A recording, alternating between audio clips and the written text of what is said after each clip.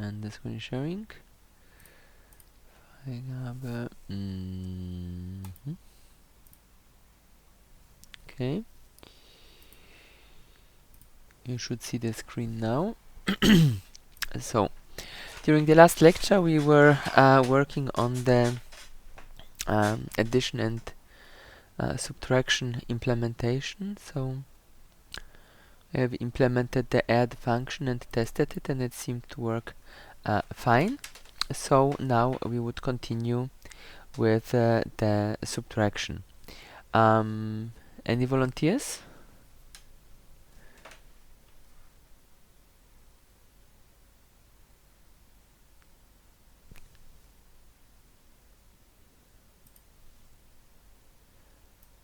No volunteers? Okay.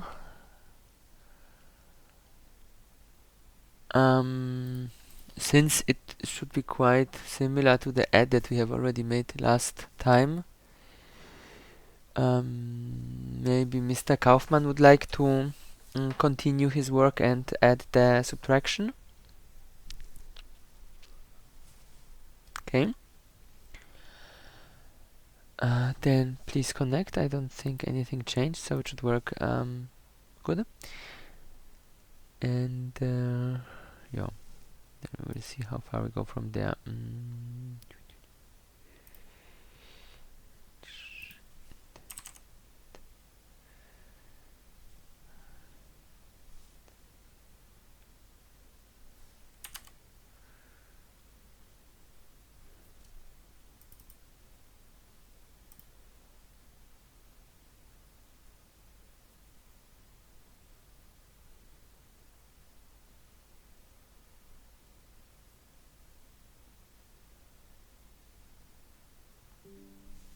Mm-hmm.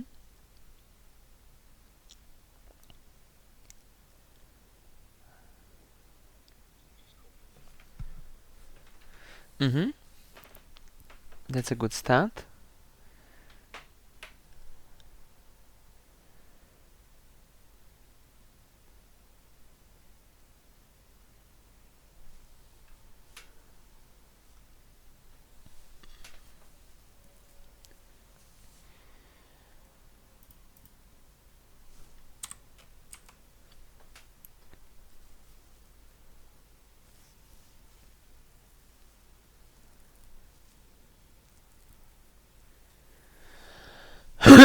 We will have two changes. One is on how the borrow mechanism will work, and the other one is that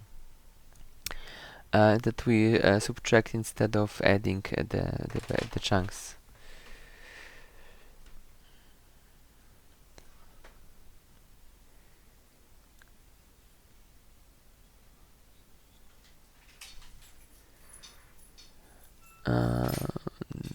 That's a good question. We can try it out.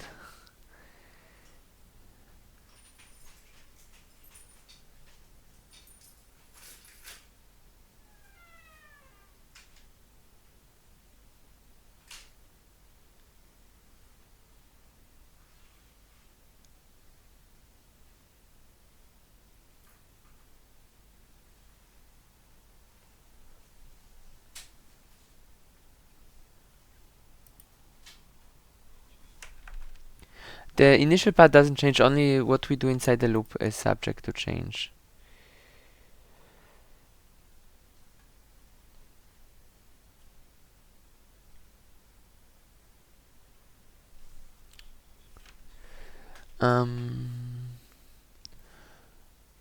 Well, you can always make a test case and try it out whether it works.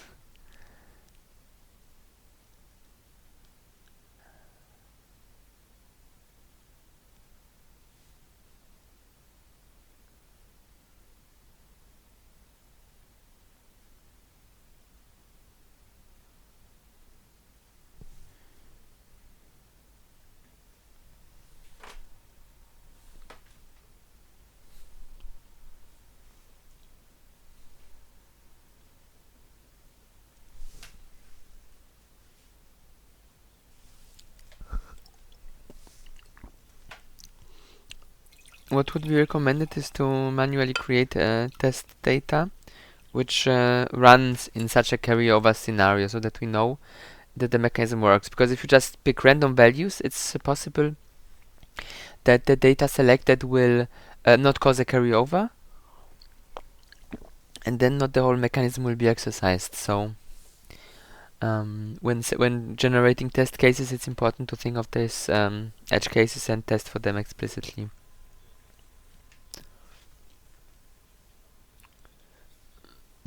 Well, there where we know that a carryover will occur.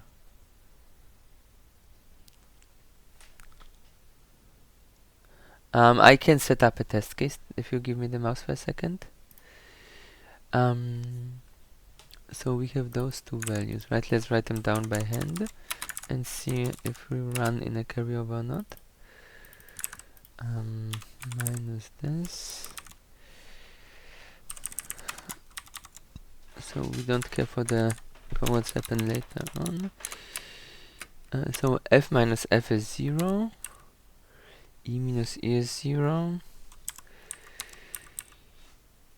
D minus c is 1. Yeah. B minus b is 0. The mouse isn't there. And a minus b would actually make a carryover here, but on the wrong direction because we don't have any bytes. So let's make this to an AA. Although we have to think, we have a short, so we need to carry over at the right position. So here we ensure that this will, let's say, that this part will work out fine. So this will be 0, and we want the carry over somewhere between 1, 2, 3, 4, somewhere between those two to happen. Because the short is always made out of 4 nibbles, so we could make, for example, here an F. Oops, FF. So this F will here force a carryover from this part, and this part would be 0, 0, 1, 1. So we would expect that we would lose one of the ones here. So this will be our test data. Minus das 1 minus 2, and this should be 3. And then of course test success on the end. So let's run it. We will need to call it test, and just for simplicity, let's comment out all the things we don't need, so that we have less output on the log. And let's see. Well, it failed. We could make it print to hex everything. So we had somewhere a print function here. Right, so we know that the to hex works correctly. So string test 1, test 2, and test 3. 1, 1, 2, 2, 3, 3. Number 1, number 2, number 3. Why is it complaining? Is to hex not defined as... This should be const. Oh, we don't have to hex. We only have 2 binary.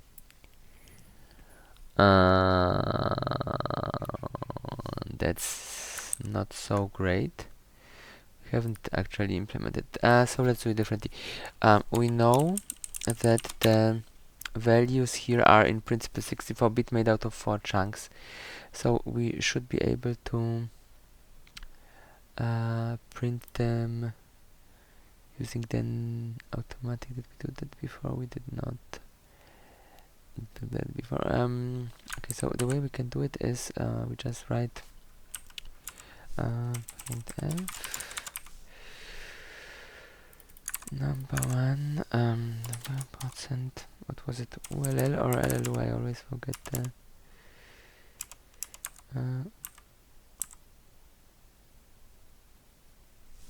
think it's this way. Backslash n, comma, number 1, comma. Do we have something to get the insights? We raw data, yep. And then we just say that this is a int64 asterisk, and then dereference it, and then we just do this 3 times. Oops. Number 1, number 2, number 3. Well, this is a pointer to just a block of memory, so we first have to cast it so that we tell it that this is a pointer to a int64, and then we have to dereference it because this wants to take the value by value and not by reference. Okay, let's run it. And it will not print it. That somehow didn't work. %. Or was it LLU? Probably was LLU, not ULL. Also, we want to this as hex, so this is not quite ideal. So to get this to hex, LLX, and we can add 0xp4. So that looks nice. LLX. 16. And we tell it to pad it on the beginning with 16 zeros. Okay, right, and we want also to have our test result. So sum, well, it's not sum, it's a result. Or let's just call it number 4.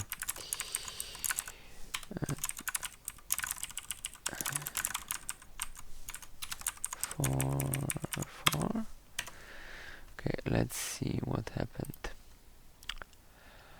So number 3 is what we wanted, and number 4 is what we got. So this, did we do it in the right order? So it looks like we have just subtracted the wrong thing from the wrong thing. So we have number 1, which is this thing, number 2, which is this thing. Then we subtract number 1 minus number 2. Well, we did it in the right order, apparently. But it didn't work. Let's just try out if we do it in the wrong order. If it then will give us the right value, so that we can at least test some of the behavior. Now then it works even more wrong. So the order was right, but something is wrong in our code. So we can copy this into a comment somewhere, so that we don't forget what we have. Then let's see. So right, 4, yeah. So this now select is swapped into nibbles, and well, it didn't take the carry over. So here 1 should have been removed from the previous operation. So let's see.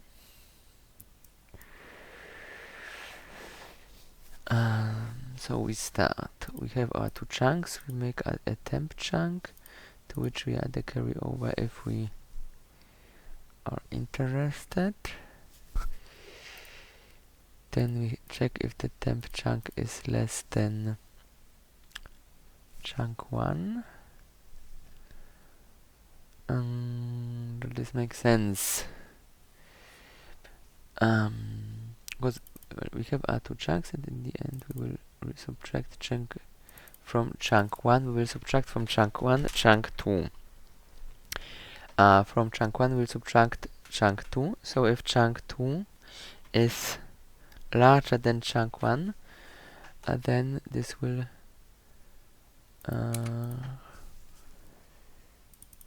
this should then cause a carryover. And here chunk 2, this is kind of not done the right way, because when we are carrying over we want to subtract more from the next one. We want to subtract 1 more. So first of all, I think we should have temp chunk being chunk 2, because chunk 2 is the one we are always subtract, but if we increase it by 1, this might also cause a carryover. And if that causes a carryover, we want one more carryover. So let's think about it. So we'll try chunk 2. So temp chunk is now chunk 2. If this so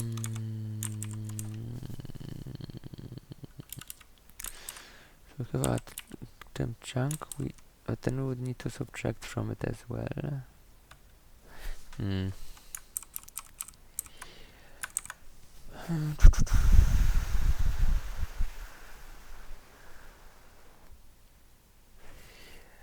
Let's just try it from scratch. Sometimes it's easier to write things from scratch than to try to modify existing. So we need a new chunk with which will have the chunk 2 minus we'll be subtracting a carryover from it. So minus carry. Then we want to compute if we need a new carry. Equals not carry, small, let's see. New chunk, if this is larger than chunk 1,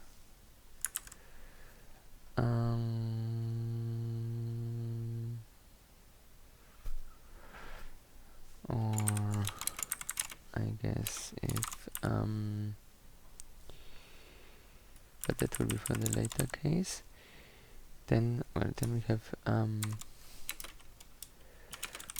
else we have 0.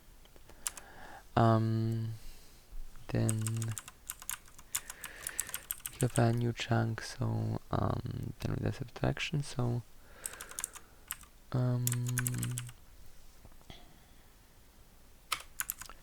new chunk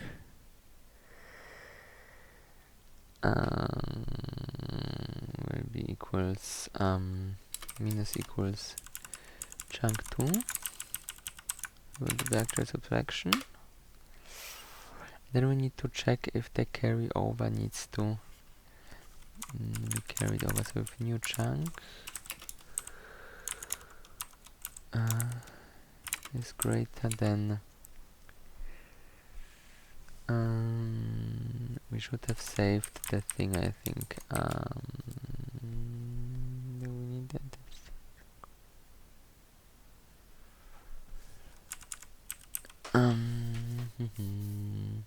I should make a copy of that. We can compare to the previous value.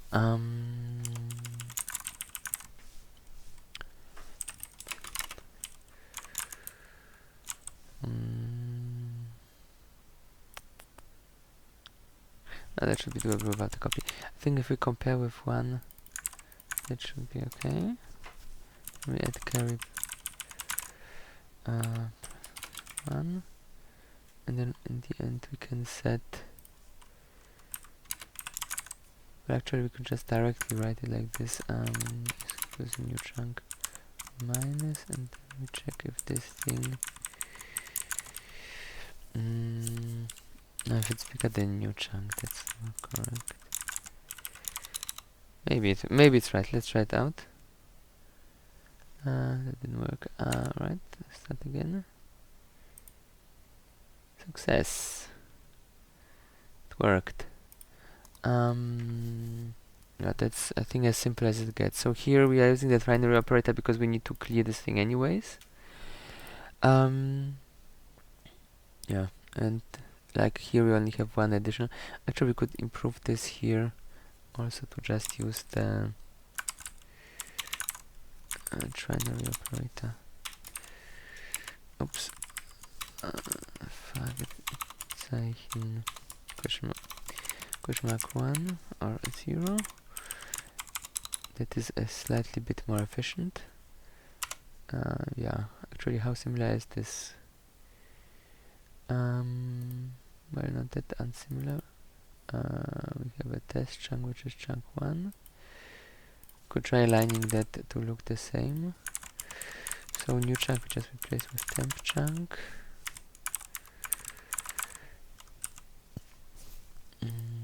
And this can of course be also made a plus plus. Look. So this changes the sign. This one is the same, just with a minus. This one also changes the sign. This one, oh, we have two temp chunks that will not be valid. Let's go like this.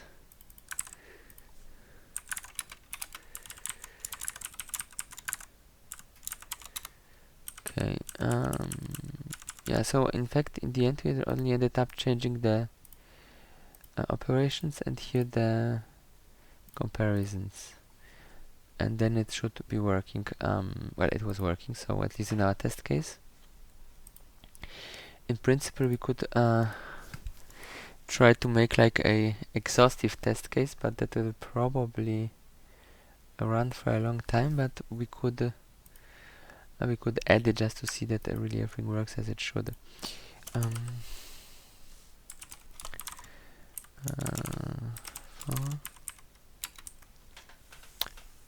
Well, the code, now we will just make a code which will loop from 0 to however long we want to wait, and keep trying with all different numbers.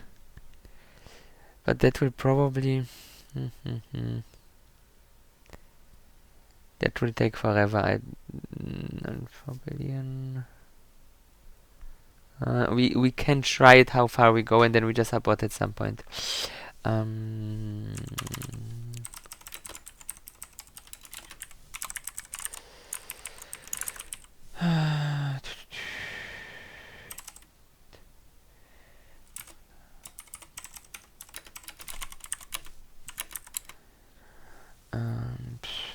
Well, we don't really have a, we just have an abort condition, and here we go until, well, does it make sense to go past it? In principle, yes. J to I, J, and this will just loop until we enter in a breakpoint and set abort to true in real time. Okay, so begin A, or yeah, E from E, not J from J, and then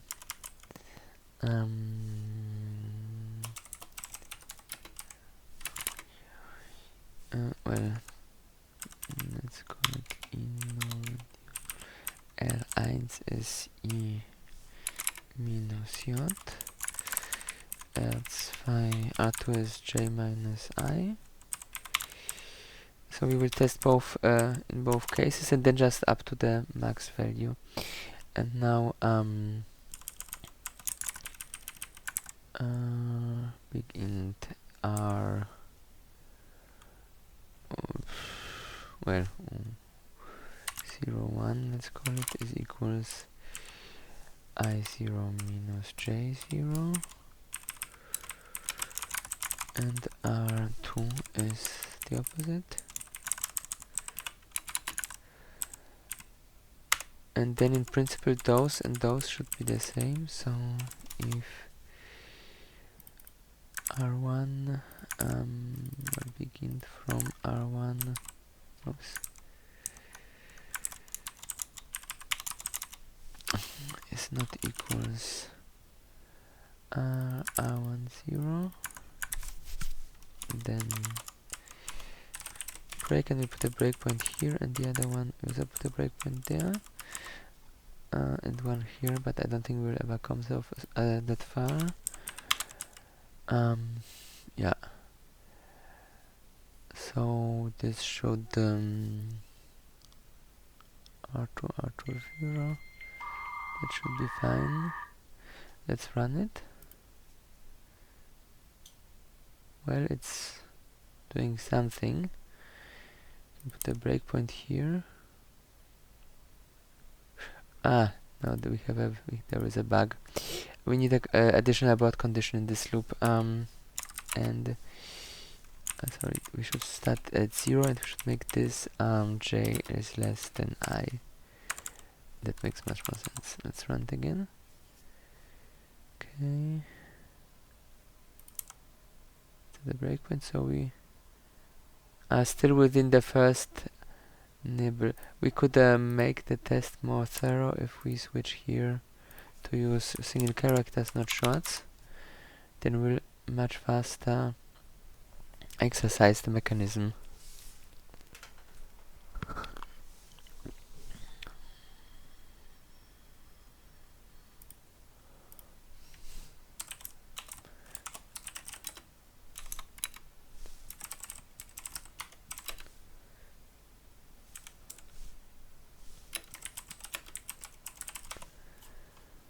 Well, that seems to have been already quite a while. Let's put a breakpoint here.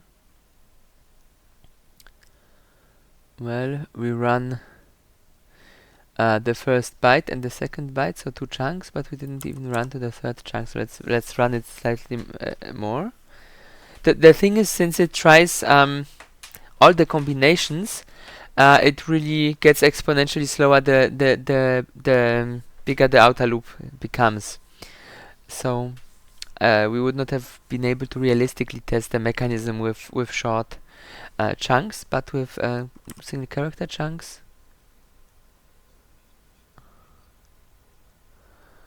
Probably. Well, it takes too long. We have tested at least the transition from one chunk to the other, and we just assume that the subsequent transitions will be fine. It doesn't make sense to wait here forever. If you want, you can run that locally on your computer. If you are cold in the winter, to create some unnecessary heat.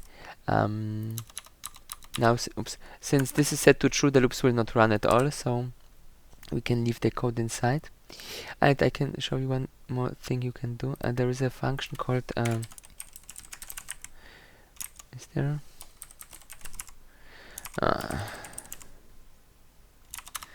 We need to include something.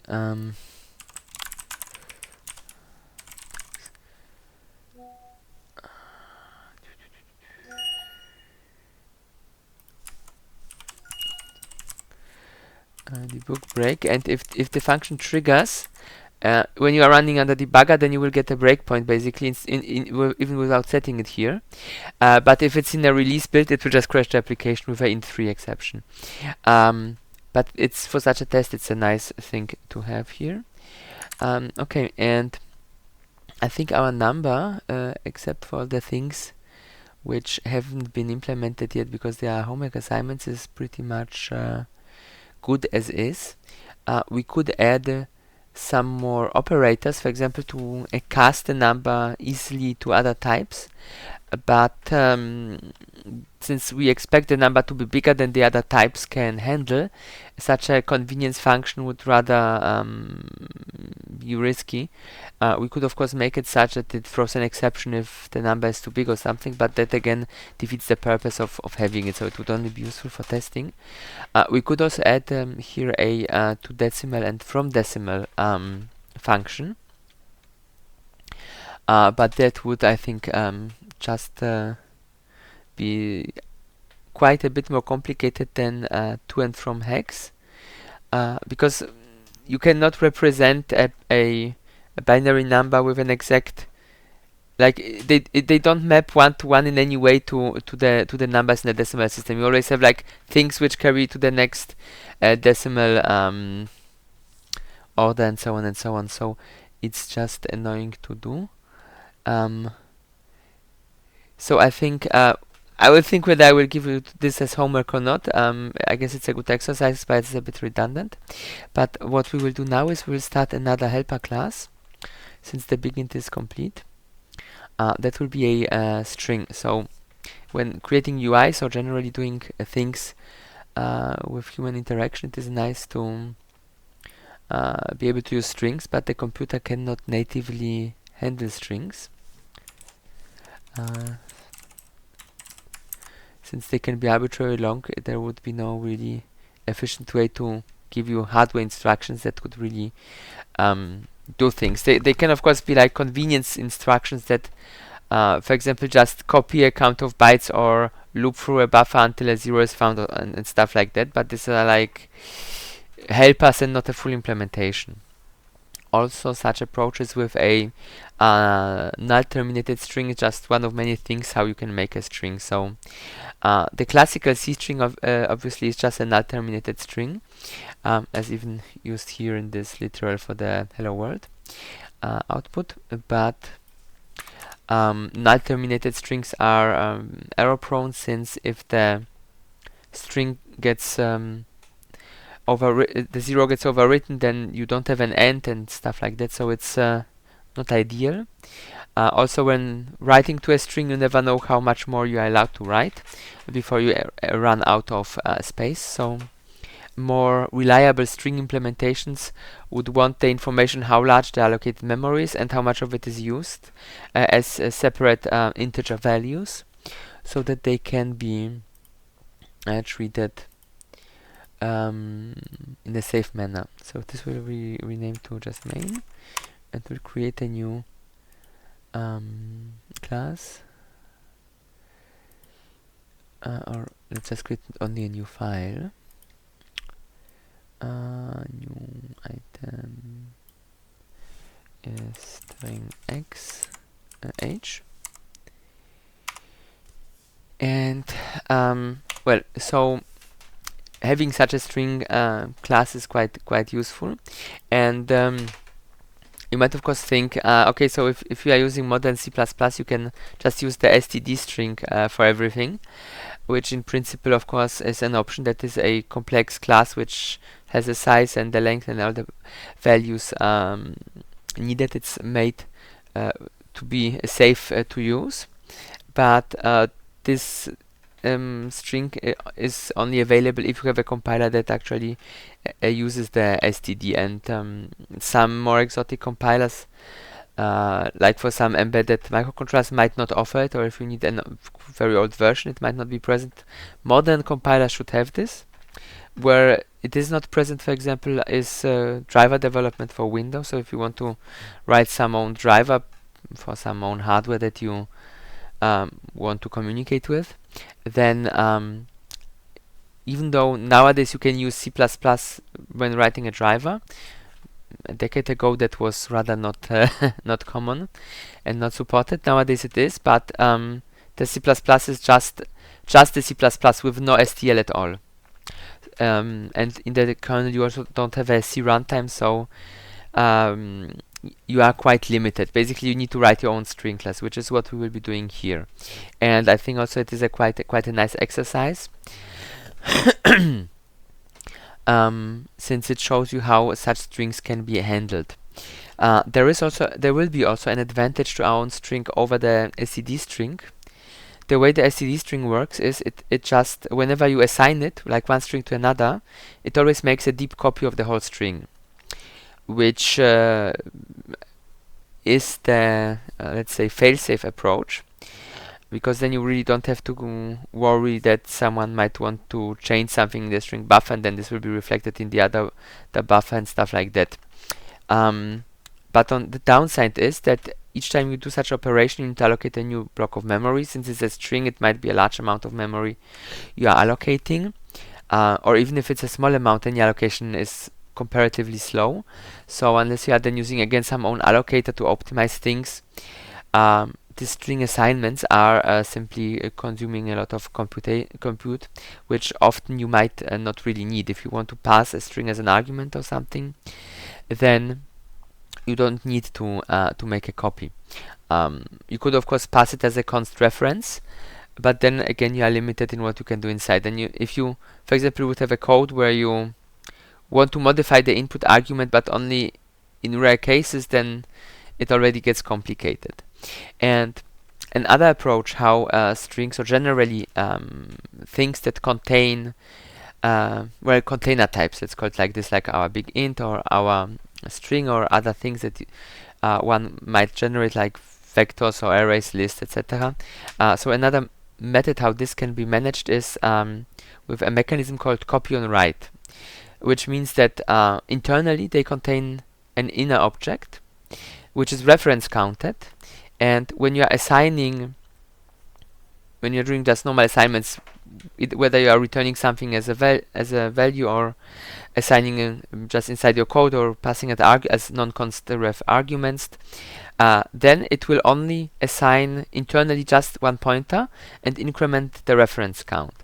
And the idea is that then when you try to modify it, it will check the reference count, and if the reference count is larger than 1, then it will make the deep copy and reset the reference counter of the object by, well, decrement it by 1 to whatever, well, 1 less, and then assign the new copy to itself. So this way, when just doing assignments, you have very quick behavior, and only on actually trying to modify the string or the container you have, only then the copy is created. At this point it still will take time, but it's quite an efficient way.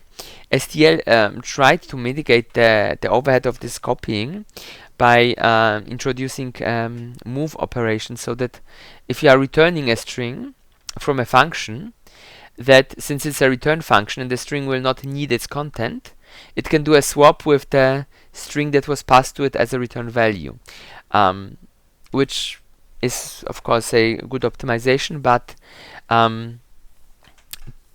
again, if you are creating your own string class, you then again need to implement the mechanism for such a assignment, such a move operation as well. So generally this reference counting is, if you want to be flexible and efficient, rather preferable. For example, the Qt framework, which we are using in the lecture part 2, is doing this reference counting on almost all its objects internally. So whether it's strings, lists, maps, etc., etc., they are reference counted, so you can just pass them around as copies, and only if something actually is to be modified, then and only then they will actually be replicated if needed. So that is one thing about our string. The other thing about our string to mention is that a simple string as we have here is just an ASCII string. It can in principle contain characters from the Latin 1 code page, but generally globally having a bit above 200 characters is a bit low, since there are many languages where you have 1 character per word and not well, words made out of characters. And to be able to represent such strings, they are so-called wide characters used, which are in principle up to 32-bit. So 4 billion characters, that should be enough to represent any character one might ever want, plus all the useless ones like the emojis and arrows and things that became modern nowadays. So on Linux, the wide character is in fact a 32-bit integer. On Windows, they are using UTF-16 encoded characters, which are basically normally 16-bit wide, but in special cases 2 of them are put together to create one 32-bit character. Generally, the smaller subset, the UTF-16, already suffices for most commonly used characters. So this is why I guess Windows selected this option. Also, it saves on memory. You are just using twice as much memory as with an ASCII string and not 4 times as much. So it's quite a good compromise. And since it is UTF-16 encoded, you can still in the UI represent those characters, which would then need 2 UTF-16 characters to be represented. There is also a UTF-8 encoding, which uses 8-byte characters, but since for pretty much any special character from any other language you would already need to have 2 of them, this is not something that is used in internal representations inside a computer, rather inside a program. I mean, inside a computer, when you are saving things to disk, UTF-8 is a very common encoding, since when you save things to disk, you usually don't need the ability to navigate within the string like offset-wise.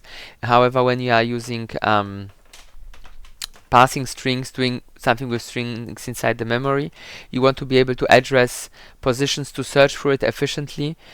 Searching through a UTF-16 sorry, searching for UTF-8 string is not super straightforward. As soon as you are looking for one of the special the characters that needs two bytes to be represented, so the compromise with UTF-16 is, I think, quite a good one. Anyhow, long story short, depending on your use case, you might want your string to either be an ASCII string, so just narrow 8-bit characters, or you might want it to be wchar_t type, which depending on the platform, on Windows will be 16-bit, on Linux will be 32-bit. So one option, of course, would be to create two independent string implementations, one handling the one size and the other handling the other size, but that would be inefficient. And what we will do here is we will create a template class. So we will, from this template class, then be able to create two specializations, one for narrow strings and one for wide strings, and use the same code for both. So this will be quite convenient. So there will be two new mechanisms which we will try now, the copy on write as well as the whole thing being a template. And since the whole thing will be a template, there will not be a CPP file to it. Everything will be written in the header. Since it needs to be visible to the compiler when it creates the specializations. So template type name T. It will be standing for char class. Let's call it CS C string X. Okay, then we will want to make our specializations right away. Type def C string X char will be C string A and bchar T C string W.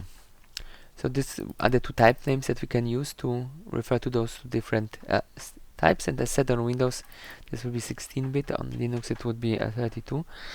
One more reason when saving things to a file to just use some universally recognized encoding, such that then when you move it between platforms, that the file will be read properly and expanded to the right internal type. We will of course need some constructor that will do something, but for now, let's leave it empty. We will need a destructor which will need to do something as well. And we need our object that will represent our string. So we can create it here. Stoked S string X.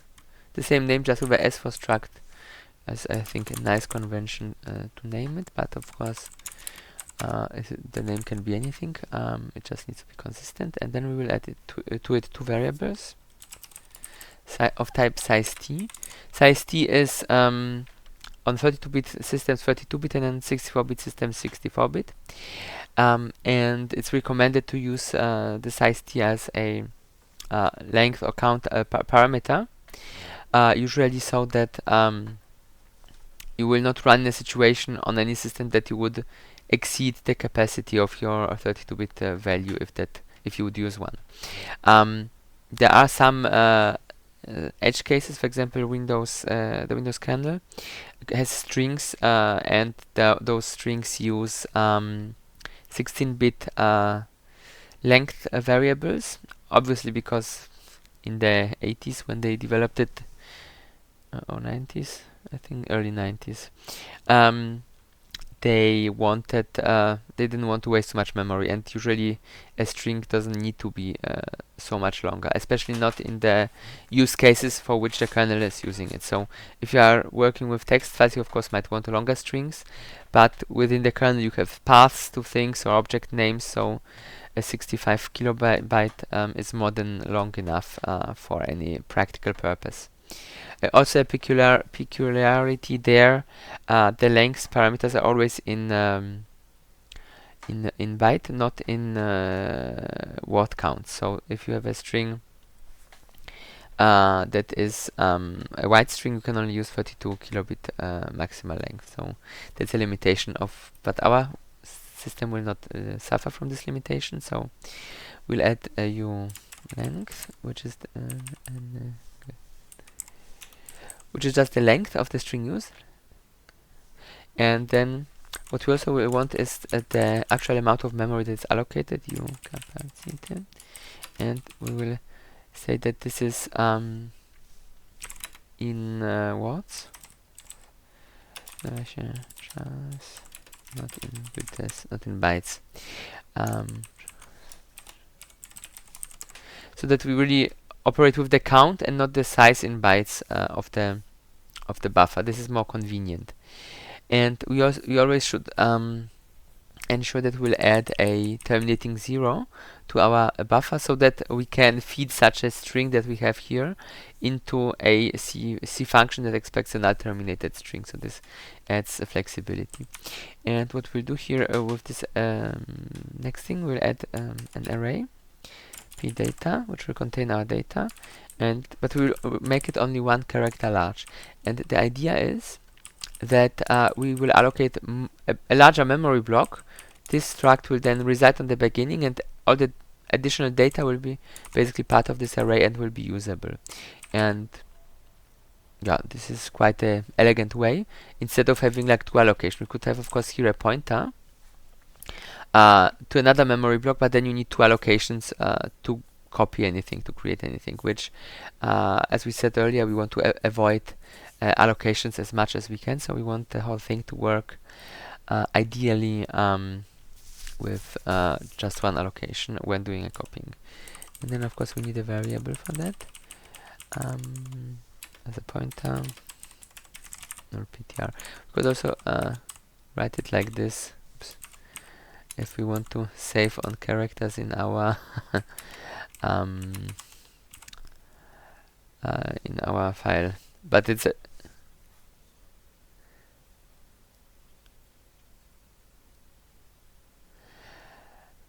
you mean 2 members? Well, then you would need to copy both of them, and then when doing this assignment by reference, you only have 1 assignment. Otherwise, you would need to assign the buffer, assign the length, and assign the count, and replace and repeat this each time. But here we will leave it written like this, and I just call it M, like member. Qt uses, I think, T for data. You could, of course, use call it also anything you want, like PTR or internal pointer or something. But things that you type often, you should try to make short, then you can type them faster. So the whole thing really has only 1 member, this M, which is initialized to null. And now we will want to fill it with some data. So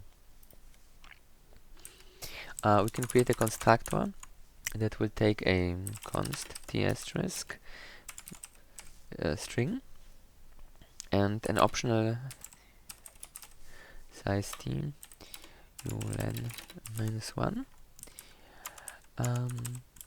So we can either feed it a null terminated string or tell it how many bytes we want. If it sees -1, which is basically the max value, then it knows that this cannot be valid, and then it will try to get the length from it in some different way. So if this is not 0, and actually that does not necessarily even need to be tested, we could make this fault tolerant. We'll just test if this is -1, then length is equals xstrlen. This we will need to implement from this. The xstrlen will just loop through the whole thing and return the amount of iterations it had to do before it found a null character. Okay, then we need to create a new member. So we need to make a create function that takes len. Then we can assign the other value. So m length is oops, ulen. Capacity will be automatically set by create. So in this case, we create something of capacity which is equals to length. But we could, if we are growing it often, then decide to set it something else. And now we check if this is present, because we might have passed a null pointer. And with just the memcopy function, to use it, we should add std libh right, memcopy data comma store comma 1l ulen times size of t, and at the end we said we want it to be null terminated, so we will at this offset just write 0, and 0 is 0 whether UTF-16 or UTF-8, so this will work in either case. Right, then of course we need in the destructor something to release the memory or reduce decrease the reference count depending on what is happening. And now we of course need those functions to be implemented. So protected. So we will need static size t x strlen, which takes a p star. Oops, x which takes this. That will be one to do. And then we need of course the create and release. So string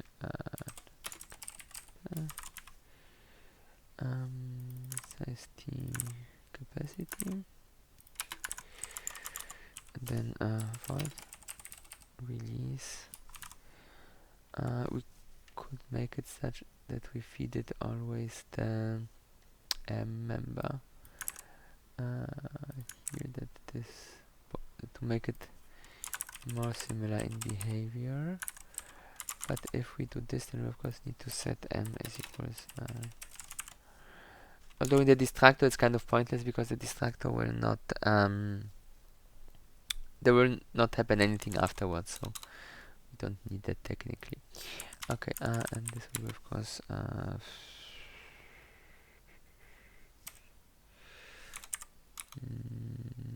know what, let's keep it simple. Instead of finding a name how to call the argument, we'll just use the m inside it. So if m, oops, I'm typing if m, you need to check it because m might not exist, not be set, like if we would enter through this constructor. So if m and ptr and above of this 3m. So that's as simple as it gets. Let's make it a bit more compact. Create is quite similar. First we need to know how much we want to allocate. So see u size is equals size of s string x plus Caesar of t times capacity. Okay, and since this is already has a 1, so we will always have the 1 for the terminating 0 when we allocate it this way. So x s x star no, on x s string x pair for pointer is equals malloc von size. Malloc von size. We need to cast this, otherwise it will complain. Okay, p length is 0, capacity is capacity, and in principle we don't need to do more, although we could actually make everything 0. Mem set, that's I think is more convenient, comma 0 comma size. Yeah, this is nicer. Return p for pointer. Right, so we have our create, we have our things, we are missing our string length. So since this is quite a simple thing, well, first of all, we should make a test case. Hash include x string x punct string x punct h. And what would also be very convenient is an ability to get those data out. So const asterisk const return m question mark m p data or null ptr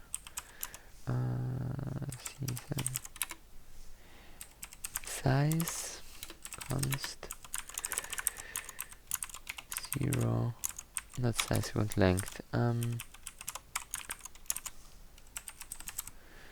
length, okay. Now let's make a simple test case.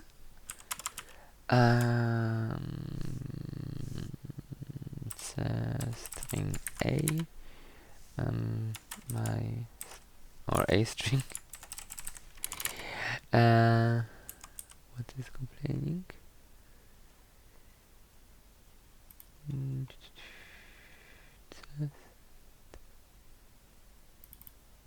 Don't think I have a typo. I have a typo.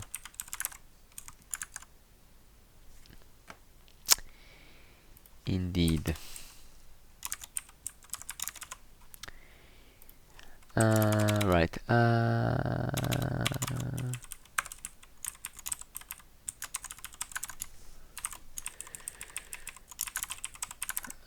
Punct C string 1, 2, 3, 4, 5, 6, 7. Plus 1 is 13. So first let's just test the simplest of all test cases with our core mechanism works. Yeah, that needs to do something. For now, we just return 0. Yeah, so we see that the very basics of it works as it should.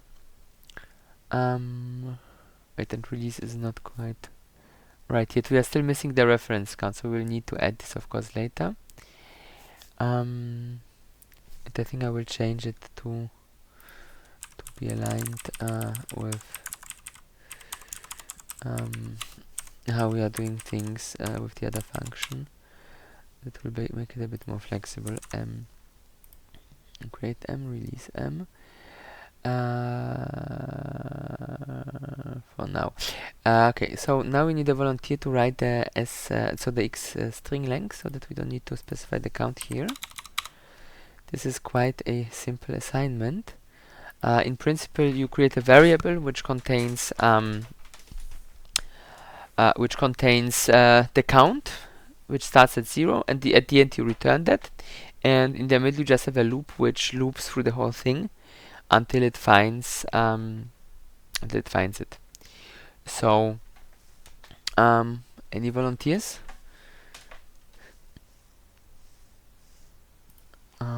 Let's see.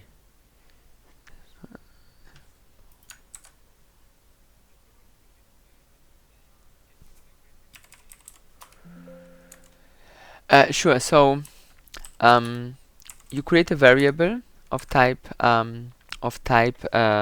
size t. Let's call it ulen, and assign 0 to it.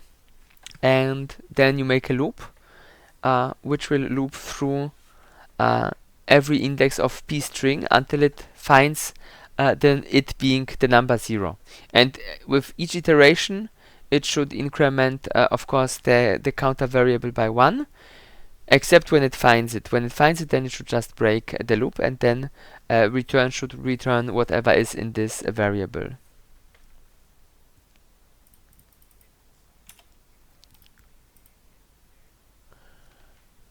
Sure.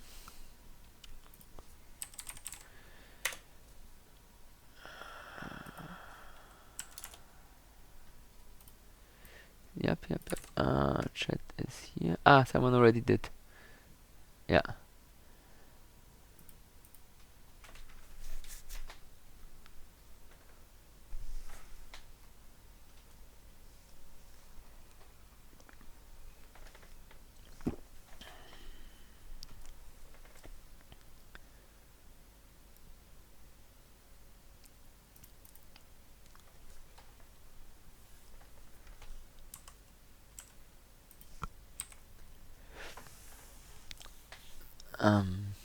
It's in the chat.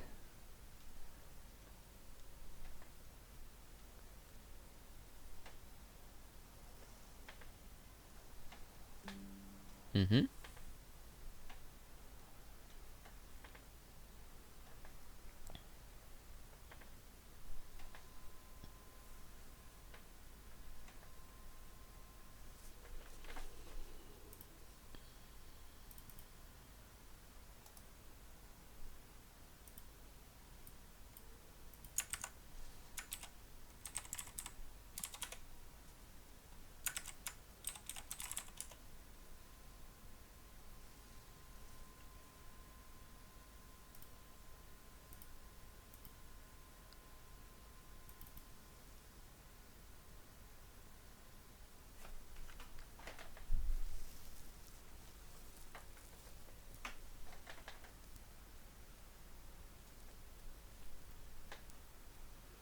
In line 41, you should use a semicolon, not a comma.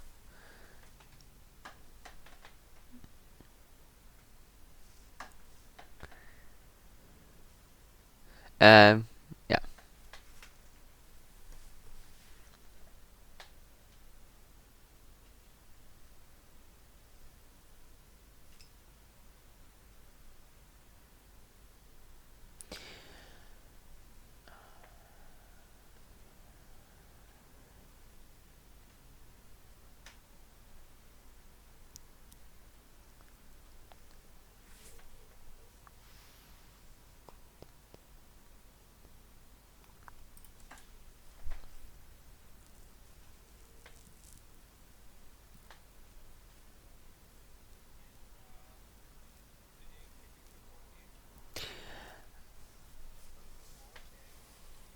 It will run as long as p string at the position of uLength is not 0.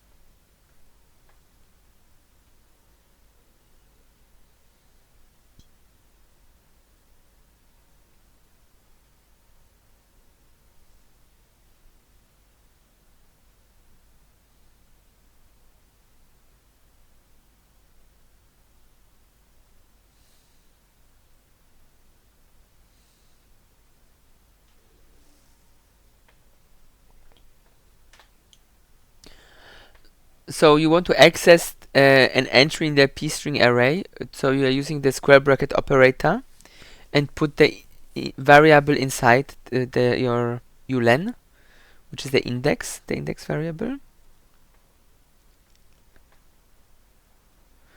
Yes, and then you just compare if it's not 0.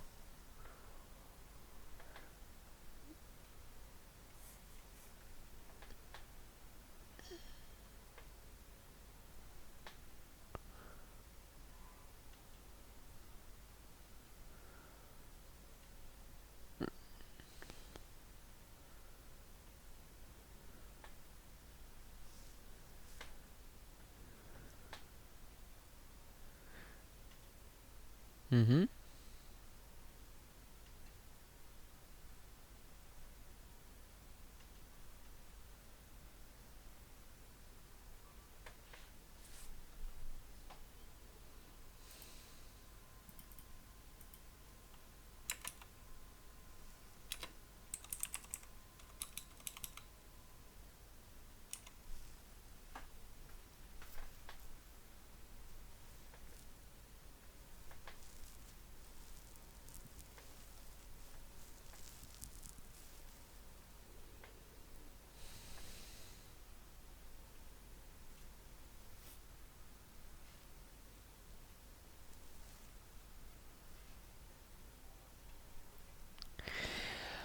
Well, you need to increment ulen if you want to use ulen, or you can just get rid of ulen and replace it with counter, because you don't need two variables. So you could put counter inside of your p-string square brackets and keep the initializer of the loop empty. So you don't need the whole size ulen 0. You can just have just open bracket semicolon, and that's it. The size t, no, you need a semicolon, but the size t can go. And the loop written like this will already do all we need. So you want to add a semicolon after the closing bracket to indicate that the loop doesn't have any body, basically. And the last thing, yes, that's the last thing to do.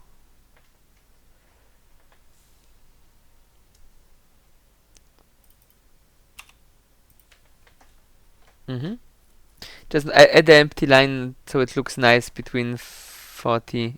Yeah, but that's just pure optics. Okay, it should be working. You can run it, and if it prints hello world, it worked, and if it didn't, yeah, nice, good. So that's that. So now I'll take over the mouse again, and let's really quickly add our reference counting mechanism. So we will add here another variable. It needs to be of the right type. Volatile long fs. So volatile indicates to the please don't press any buttons, to the compiler that the value should not be cached, and we need it to be of type long because for that type we have Windows functions for atomic operations defined in Windows H hash. Actually, we should just swap this with Windows H. That will work. So this our implementation, which we do here, will be potentially platform specific. So if you would want to run it on Linux, you would need to look which functions are available instead, and then of course replace this. So in principle, we could preprocessor win32 hash if def win32 hash l else hash and if to do. Yeah, so we have added this thingy. So we will need a few things. First of all, let's add another function, void attach, and attach will take a pointer to such a thing to be attached.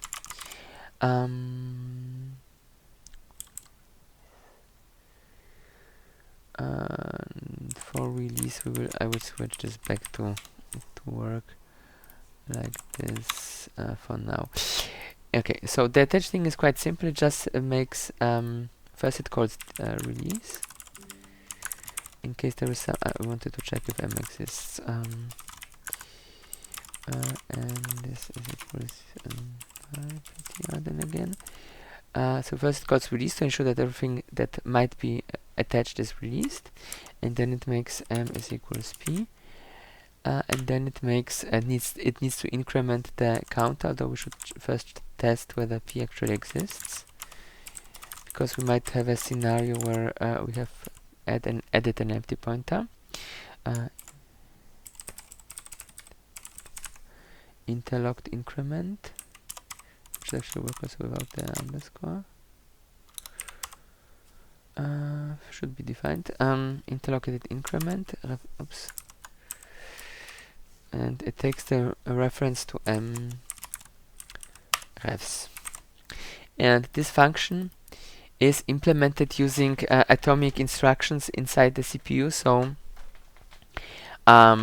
it is guaranteed to work correctly, even if multiple processors at the same time would try to increment, decrement, or do anything with our variable here. The CPU will assert ownership over the memory region where this lives.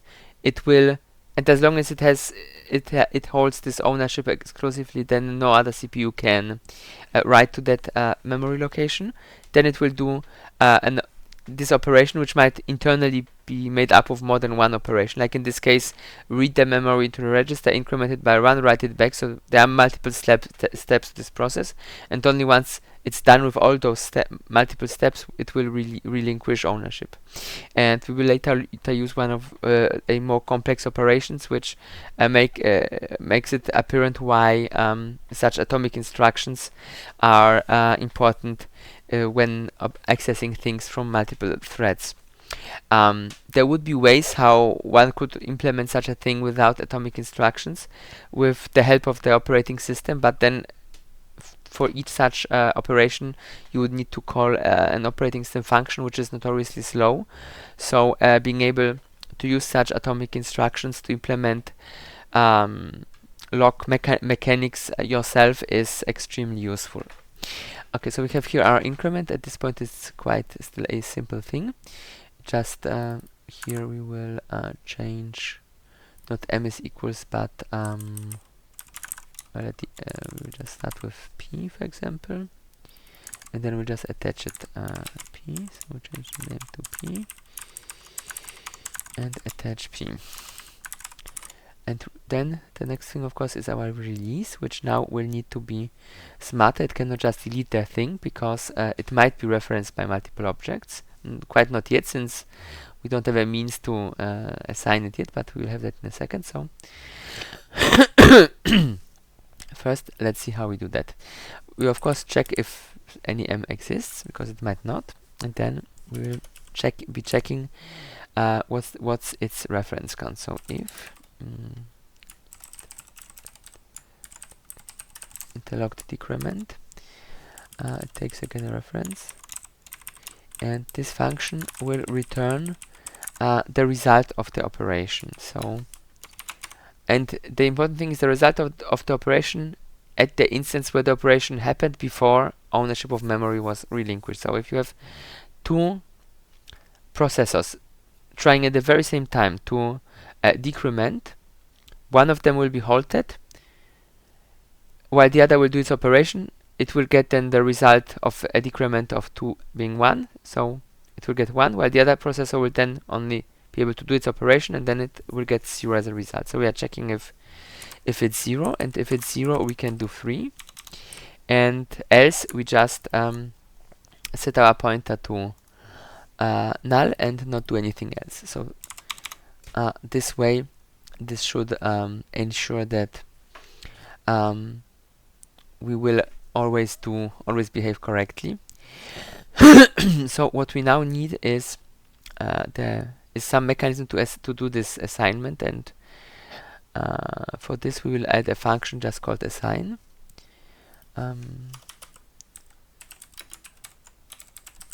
Which will just take a pointer to another string. In principle, it can be a const reference, and the function is quite simple. So we just use the attach.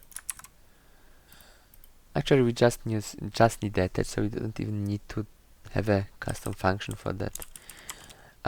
So let's just do this directly. So we'll create an operator for assignment. So string x reference operator is equals const string order reference. So that it's fast, and then here we just attach the others m to ourselves. And there is one thing to consider here, that when we are doing the assignment, we must ensure that we that the thing we are assigning, the other, that it will not go out of scope. So we should have a copy of it that we can work with. but other than that, it should be perfectly thread safe. And what we also will add will be we also need to return, of course, something. Let's just this.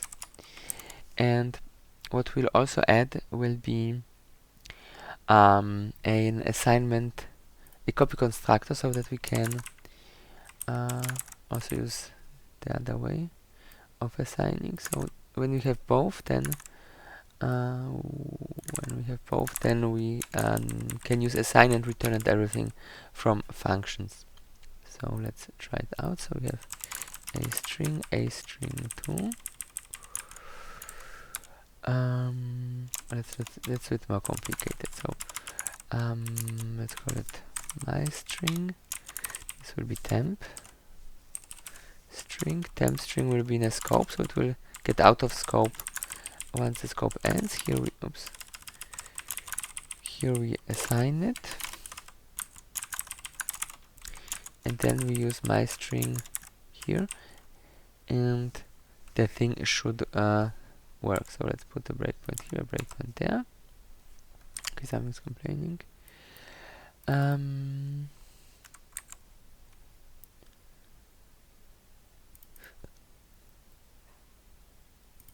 If we don't have Win32 defined, oh, that's annoying.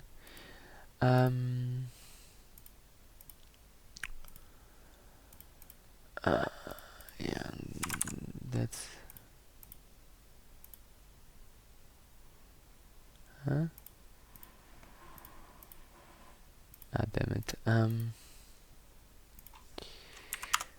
I think I should have added a semicolon there. Release. Yeah, now it's correct. Now when we switch to all and all, it should show the common thing. Okay, now it should work. Zack. Okay, so here we have those two objects still living. So as we see, the address of M is the same, so it's the same internal object, and the ref count is 2. Once we continue here, we see the ref count drop to 1 because the other string went out of scope, but our object is still alive and keeping our string here. So when we continue, we printed hello world, and then when we try to step through this thing, we'll end up here in our destructor. And now we see that ref is 0, and here we will inside 3 release the memory. The important thing here really is to use the return value of mref instead of just having this thing on top and then checking mref, because that would no longer be atomic. Only when we use this function and check its return value, only then we have the guarantee that this thing is implemented atomically. And oops, in principle, this is just then implemented as an assembly instruction in some library somewhere. Or it can also be implemented as a compiler intrinsic, meaning the compiler knows how this function should look, and it's not living in a lib. The compiler just knows it directly. So if you have a non-Windows system, you could try, I think, just the underscore version. That might in modern compilers be always defined as an intrinsic, but then you might need to enable some flags so that your compiler uses those intrinsic features. Okay, so having this, we can now of course do other tests. For example, we could make a function that returns a string, mcar string, make string,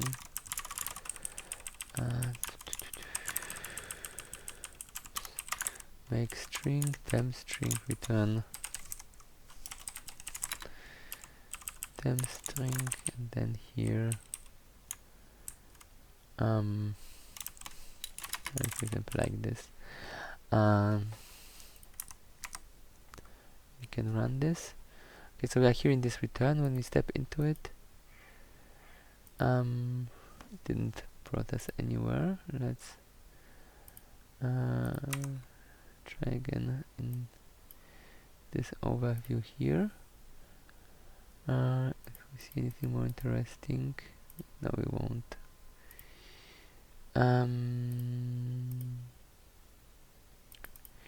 That is a bit too optimized. Let's do it like this. It kind of, when we write it like this, it will give this thing directly as memory for this thing to be returned to. So we can make it, since the debug build, it should not optimize too much.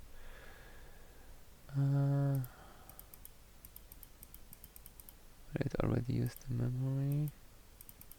Right, and here we then have our assignment. Step. Did we just step over it? We just stepped over it. Try it again. Let's just stay in this window, then we will not step over things which we want to see. Except those we want to step over. We don't want this check here. Okay, so we return. Then we have our assignment operator. Yeah, now we are here. Inside the assignment operator now we enter our attach. So we get out of there. Out of here. And then here we will have again this assignment operator, but here first we have a distractor. So at this point there are two copies. So one copy that exists is of a block of memory that was given to make string to return its value to. And for us this is not visible here as a variable, just exists on the stack. And on locals you can see that M has in fact two reference, even though there is no variable really visible that would hold it. And of course, as soon as we call here the distractor for this internal temporary variable, this will drop to 1. Then we continue. Then again we increment, since we have made another assignment, so again it's 2. Then we have the call to the distractor that disposes of this variable, and so on. So this is generally how this copy on write mechanism works. And in the next lectures we will continue on our string. We just now need to find you some nice homework.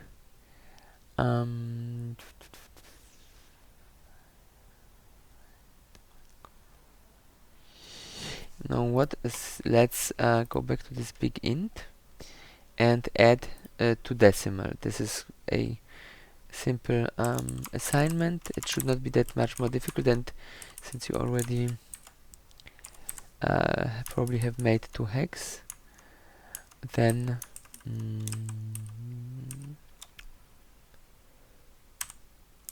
here that will not be too difficult of an assignment, I think.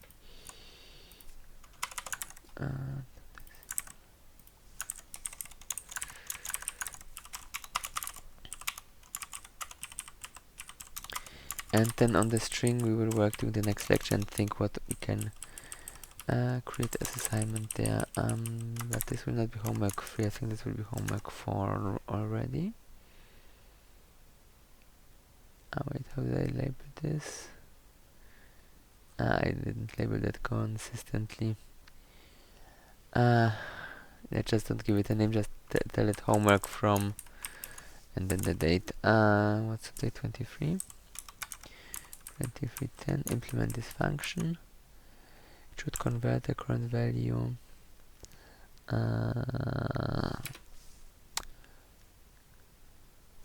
from a decimal representation to the decimal representation. Right, and it's simpler because there are no prefixes, there is no padding, it just should be a human readable decimal number, or read from a human readable decimal number, of course. Good. So I will upload both projects to the Moodle and the recording. During the next lecture we will see what nice functions we can add to our string class. I think there are quite a few useful ones that we will most certainly want. We can maybe write down a small plan, since we have 2 more minutes left. So obviously we would want an append function, which allows us to append things to the end of the string. We could also create a prepend function, but then let's rather go with insert. Insert takes an offset where to insert, and it's like a prepend just with 0. In principle, append is also like insert with the length, but the difference is that then you always need to know the length and find it, so it's nice to have at least a helper function. Plus it's simpler, since insert and prepend needs to move the existing data, while append just adds to the end. In both cases we'll of course need to potentially grow the thing, and since both can change, the string will also need to take care of this copy on write, so that we don't overwrite data which is shared, so that we always check is reference 0, and if reference 0 is if is reference 1, and if it's 1 then it's okay, and if it's not 1 then it means we need to make a copy. Right, so what else could we add? A compare function would be very nice, so that we can compare two strings. A find function to search for something. A substring function. I will add here the prepend as well, although that will be a single line. A substring and a left and right function. They can be both implemented with substring. They just give you n characters from the left or from the right end of the string.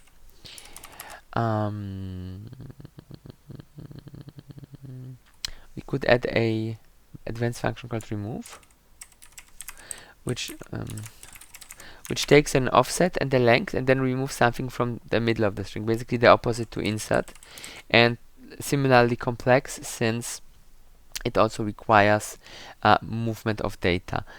And then maybe we could also add replace. That's very advanced, probably will be a homework.